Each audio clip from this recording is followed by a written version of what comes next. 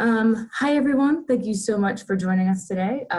Just as a note to those who are participating, we are going to be recording this session and we will share it out with others afterwards so you can watch it later, and those who can't be here can watch it later. But we are going to turn off the recording for the discussion portion at the end. And during that time, the presenters are going to turn on their videos so that you can see them and help to know who's answering the questions. Also, if you're having technical difficulties, Melanie Schlosser is online on Zoom and you can chat her directly and she can help you.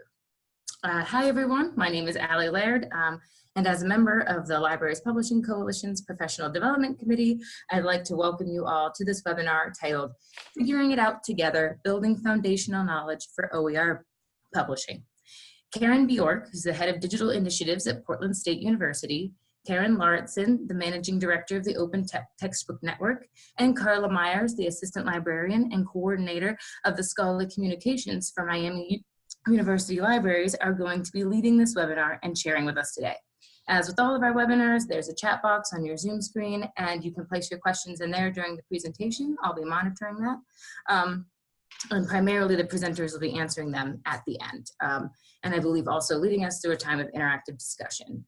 This webinar is hosted by the LPC, but it's part of the webinar exchange we have going on through this winter with the Open Textbook Network. In the months leading up to our library's Publishing Forum's pre-conference, which is titled Opening the Classroom, Publishing Open Educational Resources. The OTN will be hosting 2 more webinars in this exchange, one on February 20th and one on March 14th, and we can hope you can join us for those as well. And with that, I'll turn it over to Karen Lauritsen. Thank you, Allie, and thank you, Library Publishing Coalition, for the invitation. We are really excited to be here and hope very much that this will be a conversation with all of you. As Allie mentioned, there will be questions and answers at the end. And at that time, we'd love to hear about the goals and challenges that you're confronting in your open textbook or OER publishing programs. Just so you can hear all of our voices, I'm Karen Lauritsen. I'm Managing Director with the Open Textbook Network. I started with OTN in the summer of 2016 because we were hearing a lot from members that they were looking for support in their publishing. They were open to adopting open textbooks, but really wanted to learn more about writing and publishing them. And I am Karen Bjork. I am head of digital initiatives at Portland State University. Karen found an action shot of me speaking with a microphone. I'm not exactly certain what I'm doing in my photo. I run PDX Scholar, which is our institutional repository here, as well as manage our open access textbook publishing initiative, PDX Open. Hi everyone, my name is Carla Myers. I'm the coordinator of scholarly communications for the Miami University Libraries, which is in Ohio, not Florida.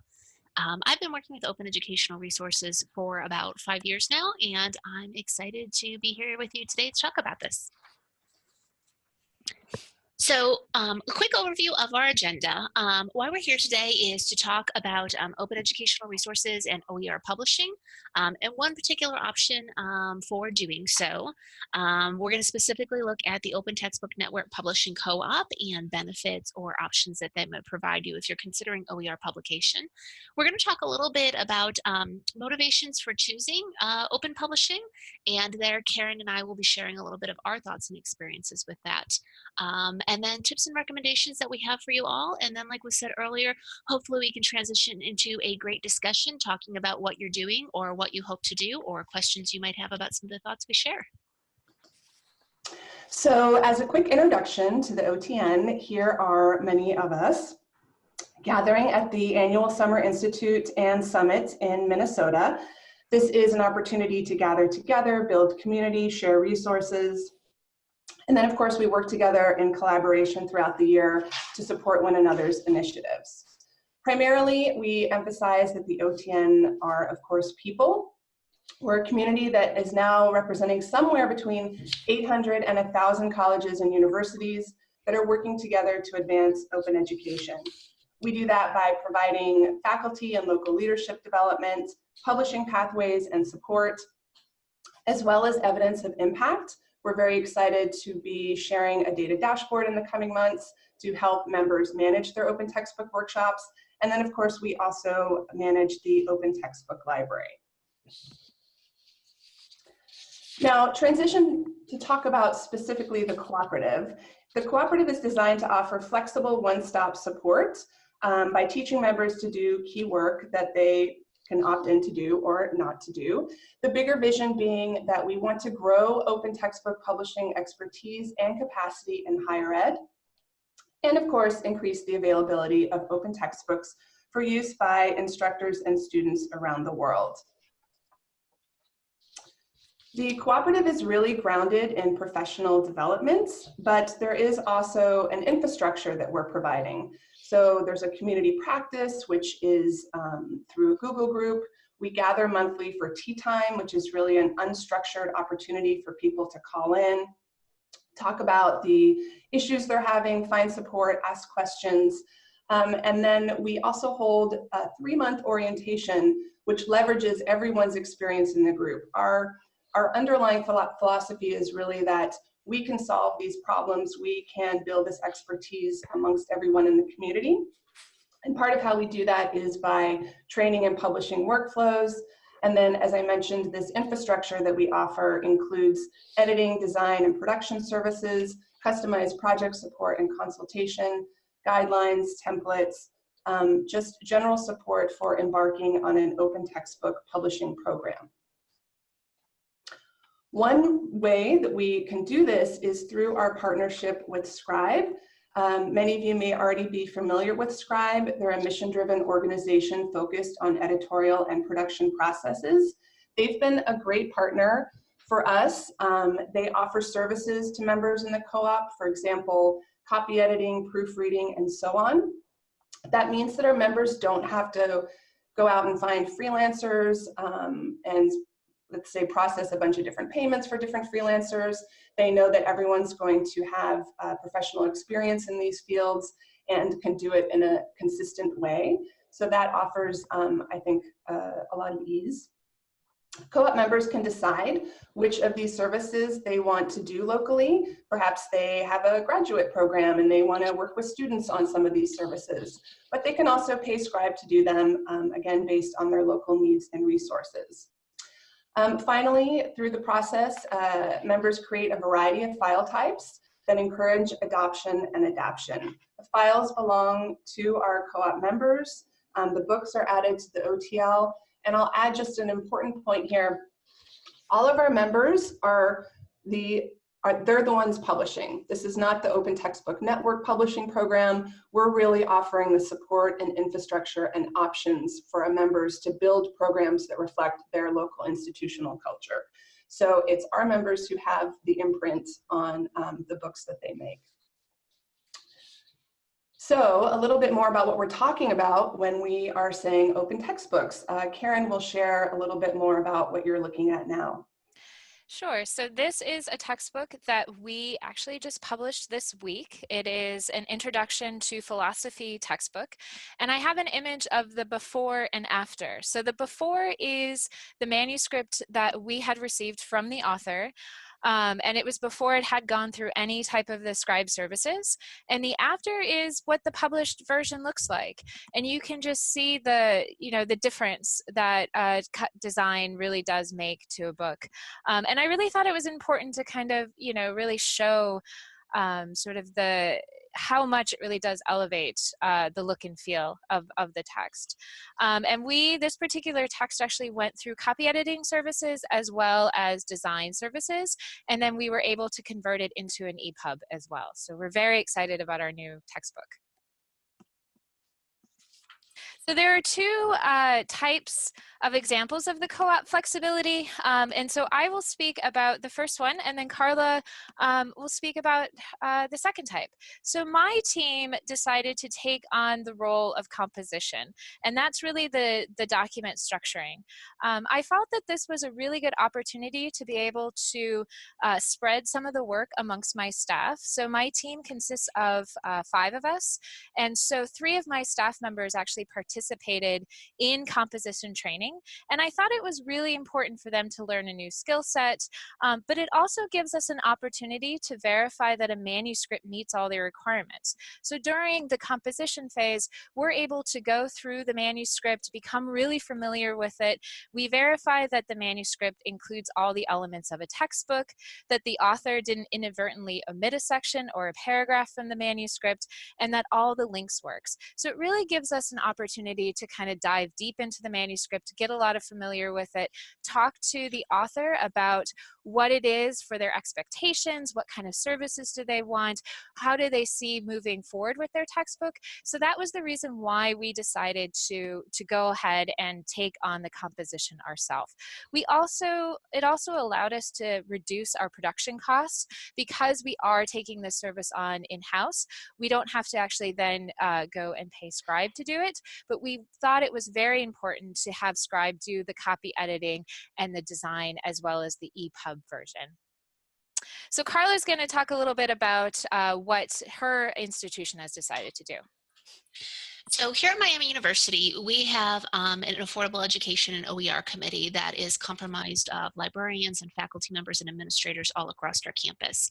But when it comes to supporting our OER grant programs, including what we're calling OER Create, our publishing program, there is a staff of one, me, with one person who can help me out with things here and there among many other responsibilities that she has.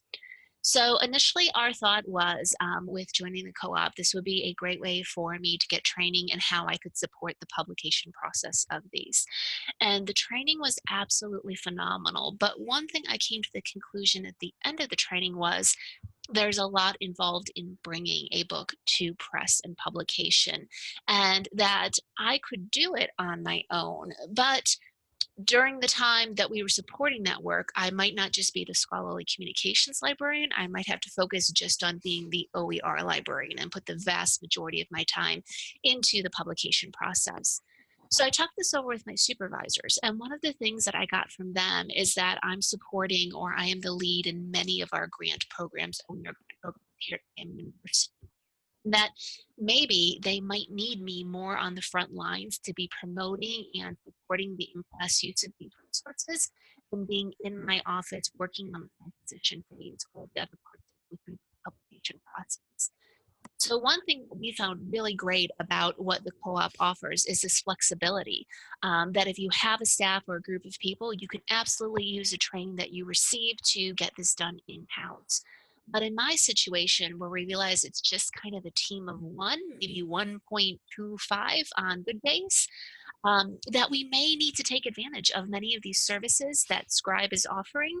And one interesting thing that was said to me was, and I hope I can re-say this correctly, they said it's actually probably going to be a better use of our money to pay Scribe to do some of these things so that you who are paying can be out and about and promoting these on campus than having you kind of locked in your office and dedicating to one specific project for a while.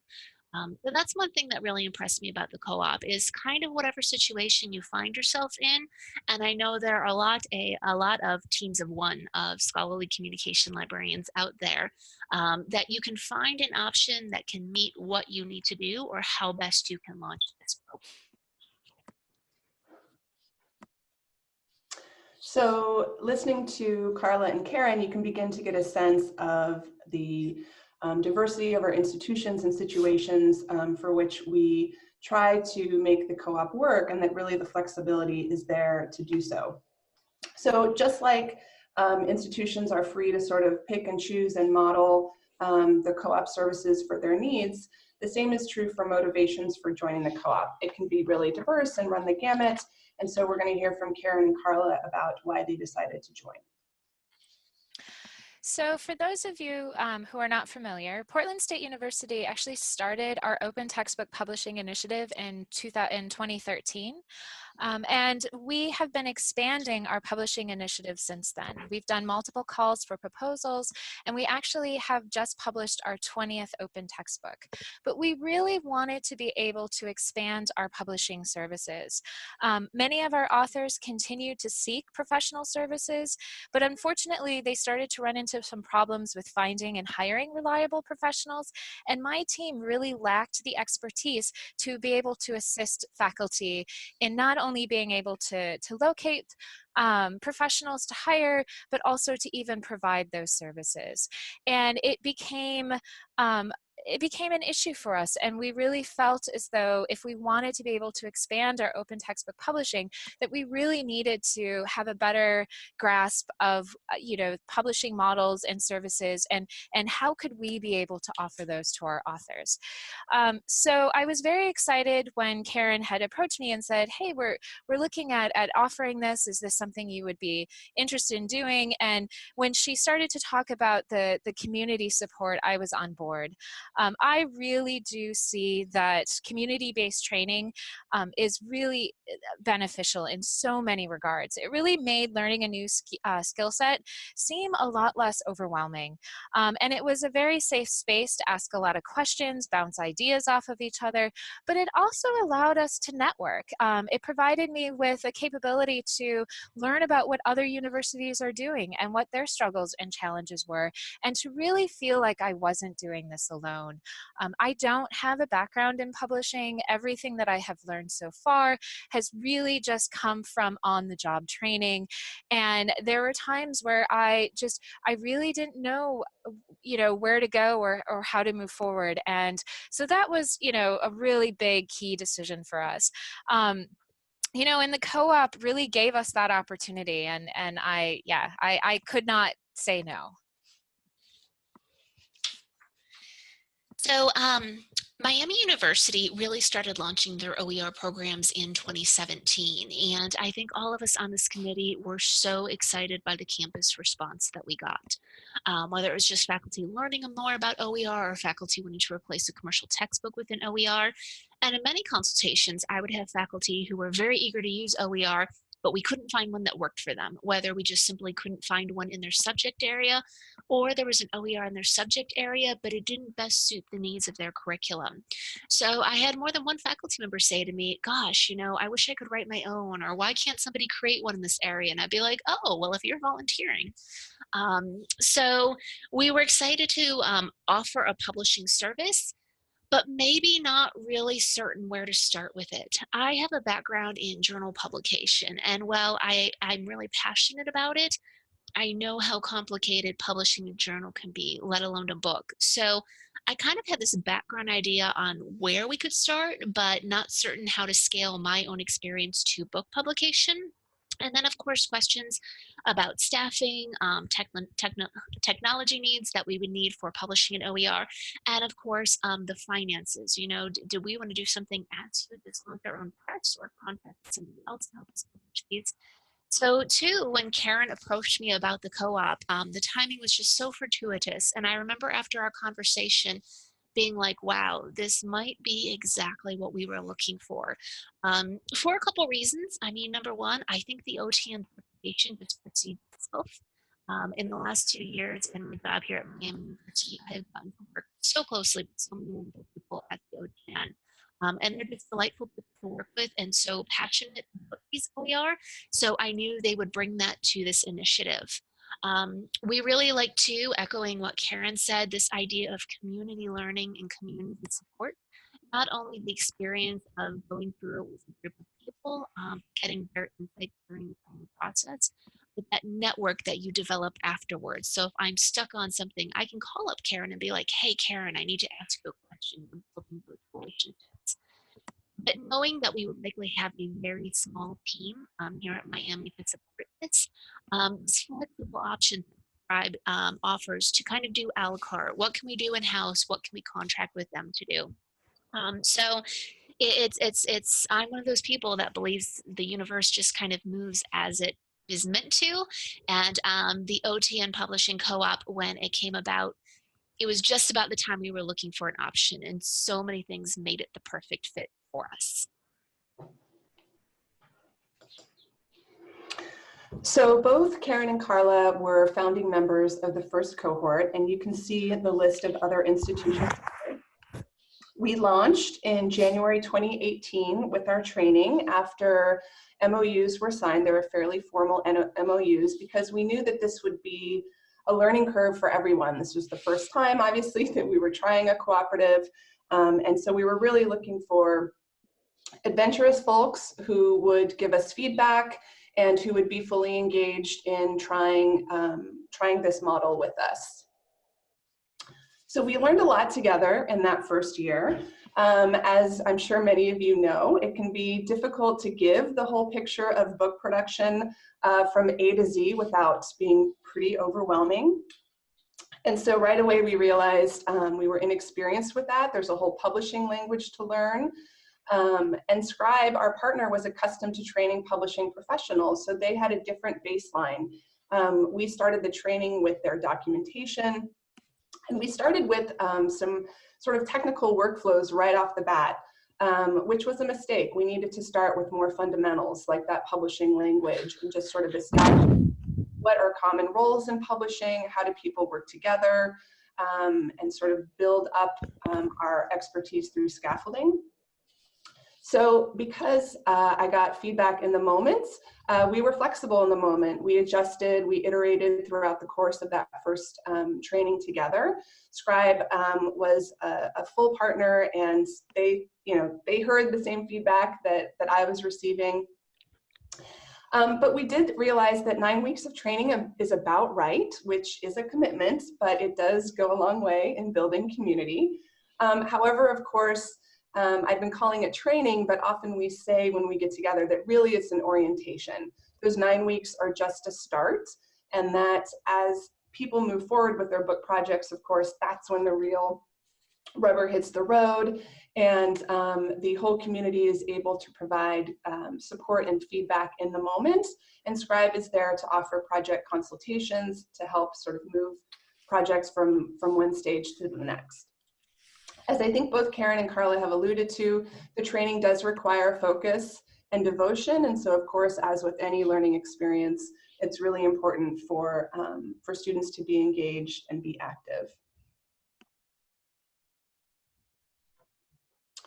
So at the conclusion, in addition to throughout that first training experience, at the conclusion, I gathered member feedback. And we all agreed, even though at the beginning we thought, okay, 4 hours a week, we'll try that. By the end of it, we're like, that's crazy. We should not meet 4 hours a week. That's too long. And so we're trying 2 hours now. As I mentioned, we needed more scaffolding of content, more walkthroughs and demos, which we've built into this second cohort. The pacing was fast, and so we're trying to fit in a lot, but at the same time, slow down. And we've built quiz questions and case studies into that training. So in terms of what people would say to someone who's considering joining the co-op, this is from the feedback form that I gathered. Make clear time, staffing, and financial costs. That's of course true of any publishing program. But even though we had a bumpy start, we heard that it's helpful in terms of figuring out workflow, thinking through the steps involved in publishing, and that again, what you have is really a great support of people, and even if we don't have all of the answers to your questions right off the bat, we'll figure it out together. Anything, Karen and Carla, you would like to add to those couple slides? Sure, this is Carla. Just one thing I want to say about the flexibility is not only the flexibility of the program, but I think Karen and the team from Scribe need to be given a lot of credit for flexibility in the training itself. I remember very clearly the first training session, which was amazing, but afterwards I was kind of like, oh my gosh, what have I gotten myself into? It was almost overwhelming. And reaching out to Karen and just saying, this is great, but I feel a little overwhelmed. I'm trying to absorb this all. And more than one person reached out, but within 1 week, they had completely restructured the program, taking all of our feedback to slow things down, to do more hands-on activities. So it's not just the flexibility that the co-op model offers, but true flexibility in the way the instruction was provided. And I appreciate the responsiveness of the instructors to hear that the people involved were a little bit overwhelmed, and within 1 week, that is so amazing to kind of change things and respond to that feedback. And definitely moving forward, the way they changed things was much more beneficial to the learning experience. And I will just completely agree with what Carla has to say. And I mean, I really did feel like I was listened to. You know, it was very hard to try to articulate exactly like why I was feeling overwhelmed, but you know, talking to Karen and just really trying to, you know, kind of state and try to explain that, you know, so much of this terminology, so much of what is being introduced to us, I had never seen or heard before, and just trying to grapple it all, and then sitting through, you know, 4 hours, you know, it was very difficult, but I felt like they really listened to us all, and they changed how how they were doing the structure in the program, and it made a huge difference. And I felt like all of us were, you know, right back on board saying, okay, we can do this. So yeah, I just wanted to reiterate that. So speaking of feedback, we've incorporated into the second cohort, and these are the institutions that have joined us just this January. We started our second orientation, or training, if you will. After today's webinar, we're all going to gather in a different Zoom room and have our 4th meeting of the cooperative. What's different now is that we do have some members at a consortial level. We've been thinking a lot within the OTN about how it can work. We have both institutional and consortial members, and so we're continuing to experiment and develop access for our members at different levels. We have also improved the scaffolding of content. As I mentioned, we are now meeting 2 hours a week instead of 4. And there's reflective questions at the end of most modules in every unit. And one thing that I'm really excited about is inviting members of the first cohort to share their experience.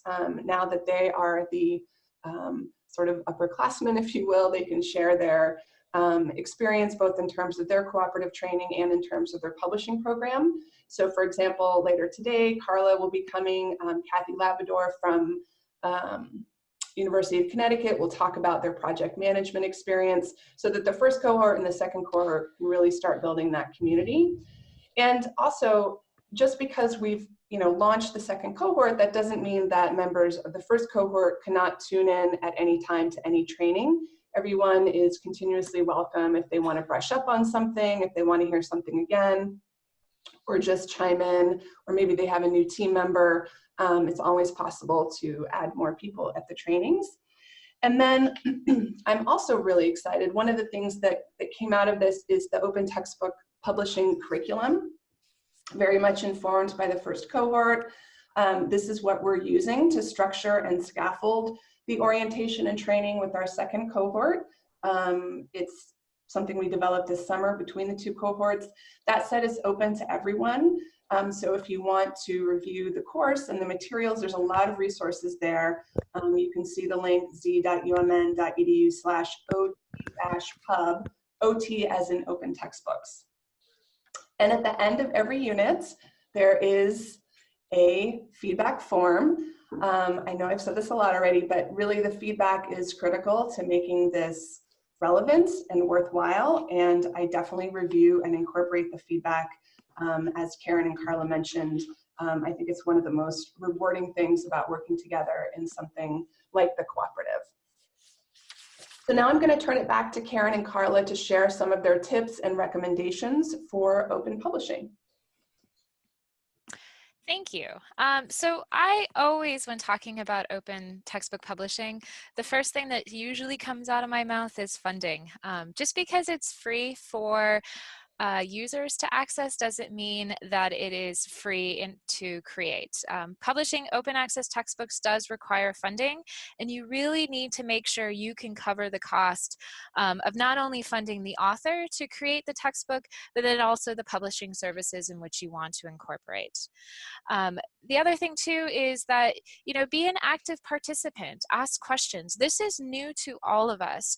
And I really found that participating in the tea time meetings, being able to do one-on-one calls with Karen were really beneficial. And it really does provide a wonderful opportunity to hear where others are at with their publishing initiative, as well as to provide an opportunity to talk about some of the challenges that you've come across. Have a project manager to really help the authors navigate the process and to ensure that the projects stay on time.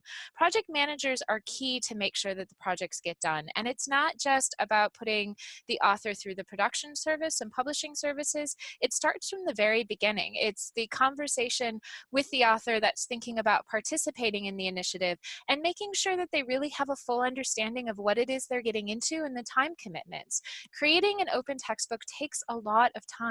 Most of our projects take anywhere between 2 to 3 years from the very beginning all the way until the time that they are published. So it is something to really keep in mind and to make sure that the project manager has a timeline and the author has a timeline. Start small.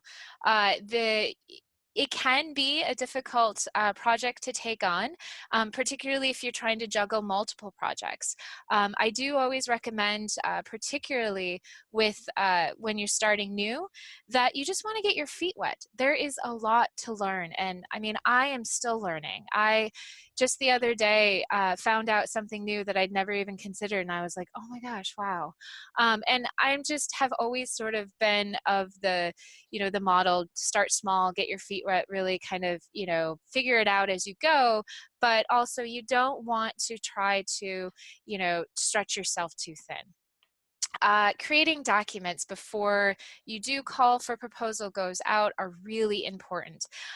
We have a budget analyst, which has helped me tremendously, but we have all of our budget templates all figured out. We have letters of agreement all created before we even got started. We sat down and we sort of hashed out what is it that we think we're going to need and know, and we've tweaked all of these templates and agreements as we've moved forward. And I am continuously documenting new ideas or making sure that our authors have, documentation on how to do the next steps. It's really, really important. Plus, it's also really good so you have something to go back to. I do find authors ask questions and I'm like, oh, I think I remember this. And so I always have that documentation to go back to, or I have something to share or show with them. Make sure that you not only have your department support, but also the support of the department from the author. That's one thing that we always verify before any author is allowed to start on our open textbook, that the chair of the department is in support of the author spending their time creating an open access textbook. We always want to make sure as well that the department is aware of what the author is doing. And then making sure your authors have clear expectations. I really can't speak enough about this. I have in-depth conversations with authors about their projects, their timeline, their funding source. I just want to make sure authors really know what they're getting into. We do provide limited funding, so I really have an in-depth conversation with the authors about how they're going to spend their money, what does that mean, and really, try to stress the fact that yes, we can't provide a lot of money, and if that's not going to work for you, then I'm sorry, but maybe our project isn't right for you, and that's okay. It is okay to tell an author that your project may not fit, and I've had to do that. It is a hard conversation, but I also think it's really makes your project much more viable, and you make sure that no one comes into any false expectations. We also provide workshops and training, which I find are very important. It not only allows authors to get to know each other, but it also provides a learning opportunity and a conversation point. And Karen has stressed this throughout the presentation, and I will always stress this, be flexible. So projects will zig and zag, and you really need to be nimble, and it's it's important to really sort of understand that and to help authors navigate through this. Many of my authors are doing this on top of everything else that they need to do. And unfortunately, sometimes our projects get pushed down as other priorities get pushed up. And it's really about just being flexible, being there for the author, and always making sure that they have the opportunity to talk to you if any issues do arise.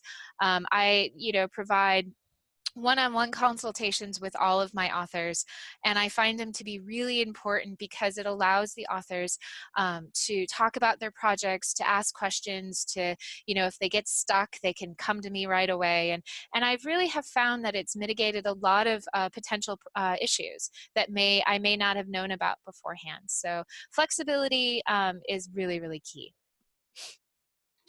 And I'll just add here that the documents Karen just mentioned, there are many examples included in that curriculum in Canvas. And so if you want to see what she shares with her authors, different templates, letters of agreement, you can access all of those, as well as examples from other co-op members in the Canvas course. So my recommendations are some recommendations that I actually realize now they're very similar ones to what I give out to scholarly communications initiatives in general. The first being that if you're interested in publishing, that's fantastic. But you need to think very seriously and critically, is this the best initiative for you? Why do you want to offer this? Is it because there's a real need or interest for this service at your institution?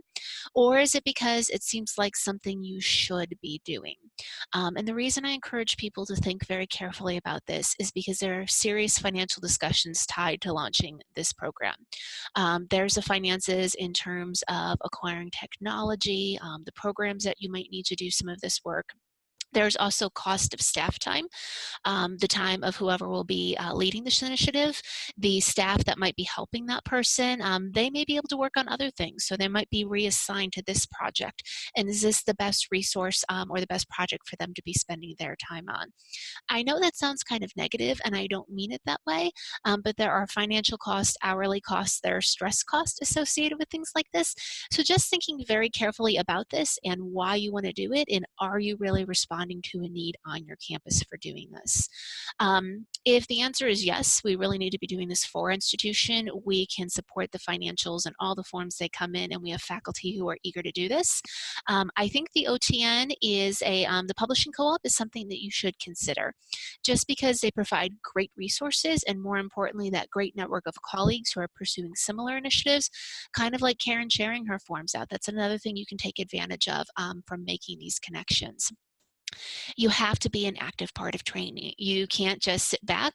You can't have your email open and kind of going back and forth between the two. You have to be a very active participant, asking lots of questions, really engaging and making that priority to be involved. When it comes to launching the service, starting small with the idea of what you want your service to be, and I'm going to reiterate what Karen said with flexibility. Realize that things will change. You have your initial idea, things are going to change at all different points for all different reasons, and just being flexible and realizing that's okay. And you're going to have a lot more success if you're willing to kind of bend and change with those needs as they come up than keeping your service too rigid. Starting small and growing your program, especially if you're like me and there's maybe 1 or 1 1/4 person who might be helping with this. Originally, we thought we would take 3 projects on from the get-go, and then I ended up telling my supervisors, you know what? We're going to start with 1 manuscript and grow up from there, just to help me balance the work that I can dedicate to this project. A word of warning that I will have from journal publishing is however long you think something might take, double it. However long you think it might take you for the author to get you individual chapters or their final work, double it, because exactly like Karen said, things come up with the authors too. And it's not that they're ignoring you, they just maybe had a shift in their priorities and this is still on their radar, but the time they set aside to work on it in a particular month, they might not now be able to devote to that because something else came up. So with author deadlines or even your own personal deadlines, it's better to give yourself more time and not need it than to feel like you're not meeting expectations because you're missing deadlines, but that's because things come up.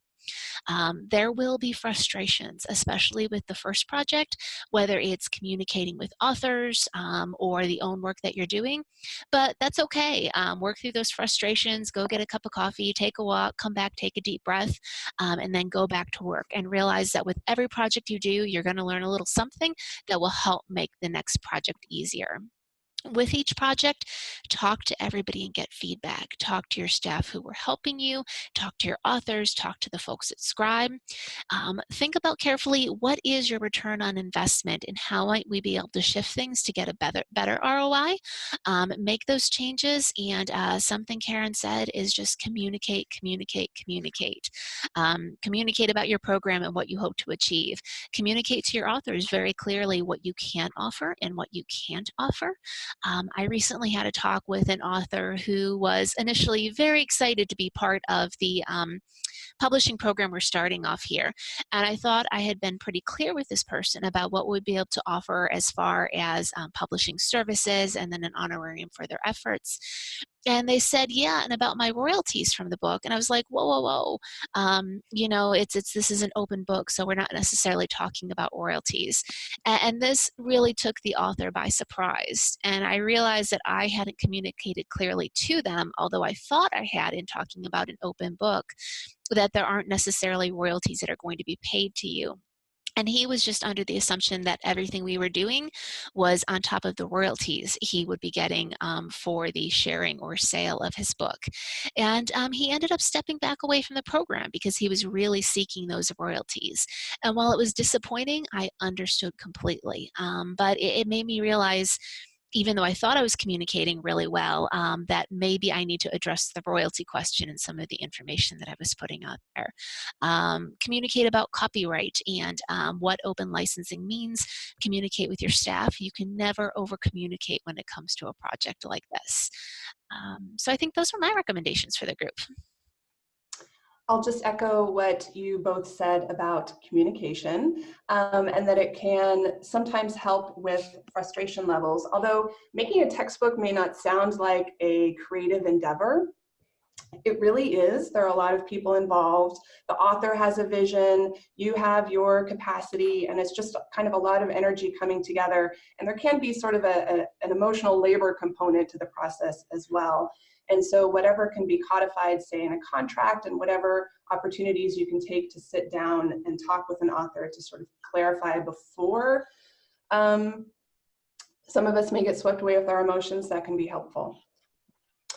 So my recommendations are probably not surprising. I recommend don't go it alone. Consult with others often. This, of course, comes naturally to the LPC and OTN communities. Set expectations with authors early, including what you may not know if you're launching a new program. I think finding someone who has the disposition to sort of try something new can be really helpful when trying something new. And then once you kind of get to a pausing point, consider your programmatic goals and capacity beyond individual projects. I think that projects present themselves. We all want to be helpful and offer support. And then before you know it, you may kind of have this project support thing happening, and stepping back and thinking about it more programmatically can be helpful. So in closing, the theme here really is that if we work together, we can do this. We believe that higher education can create academic content for its students. We are building all the time a community of experts, and everyone has something to contribute, whether something went well or didn't go well, whether they think the cooperative is a great model or a flawed model. We learn by being open with one another and sharing our experiences. So if you're looking for resources for your publishing program, in addition to the Canvas course that I shared earlier, there are other resources at the link below.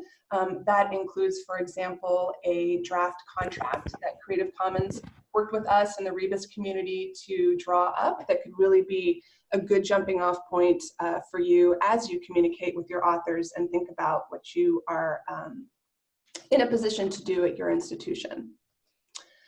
I would also like to say, as Ali mentioned at the very start, that we are partnering with the LPC at the Library Publishing Forum in Vancouver. Karen, Carla, and I will be there. In the morning, we're going to facilitate a workshop on publishing open textbooks. In the afternoon, BC Campus is going to be facilitating panels and presentations on open publishing, so we hope that you can join us. And finally, here is our contact information and the part that we're really excited about, which is your questions. We want to hear why you tuned in today. about your publishing goals and challenges. And I'll just add, I know that there are other members of the cooperative who are in this call, and so I invite all of you to join in the conversation as well.